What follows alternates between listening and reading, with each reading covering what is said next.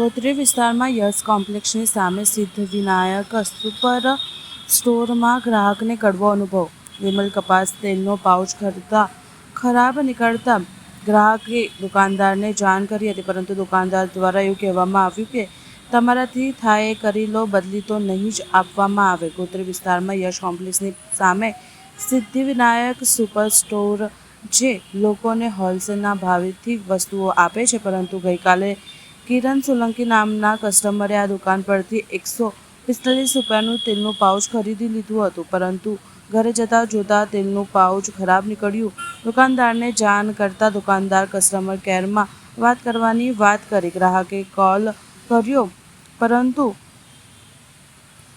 Call ઉઠાવવામાં આવ્યો નહીં. ગ્રાહક કંટાળીને મીડિયાનો સંપર્ક કર્યો.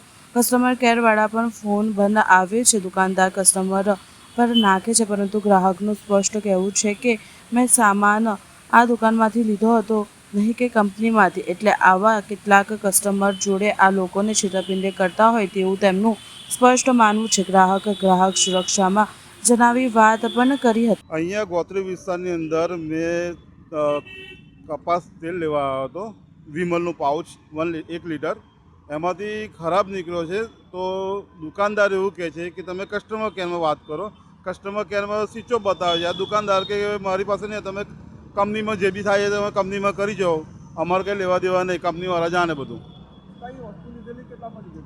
મેં તેલનું પાઉચ લીધું હતું, 145 રૂપિયાનું પાઉચ હતું વિમલનું કપાસ તેલ. આ ગોત્રી વિસ્તારની અંદર આ સિદ્ધિવિનાયક સુપર સ્ટોરની અંદરમાંથી. એમાં મારી સાથે આવું ફ્રોડ થયું છે કે તેલ એકદમ ખરાબ છે એવું કહે છે કસ્ટમર. દુકાનદાર એવું કહે છે એકદમ એ તો એક પાઉચ આવું નીકળી જાય, પણ રિફંડ આપવાનું ના પાડે છે કે તમે કસ્ટમર કેરમાં વાત કરીને કસ્ટમર કેરનો મોબાઈલ બંધ બતાવે છે ને. અહીંયા હવે કોને પકડવાનું મારે?